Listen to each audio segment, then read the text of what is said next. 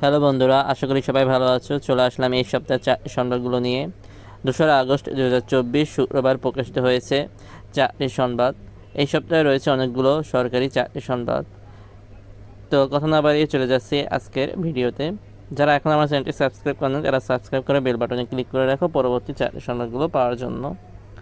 প্রথমে রয়েছে সরকারি কর্ম কমিশন সচিবালয়ে চাকরি, যেখানে পদের সংখ্যা রয়েছে 159 জন। এরপর রয়েছে বাংলাদেশ রেলওয়ে নিয়োগ, এখানে প্রায় 4টা পদে 338 জন লোক নিয়োগ করা হবে। এরপর রয়েছে পাওয়ার গ্রিড বাংলাদেশ পিএলসি, পদ সংখ্যা 163 জন, এখানে 4টা পদে লোকবল নিয়োগ করা হবে। এরপর পরিবার পরিকল্পনা অধিদপ্তরে 32 জন নিয়োগ করা হবে একটি পদে। প্রাথমিক গণশিক্ষা মন্ত্রণালয় 20 জন নিয়োগ করা হবে।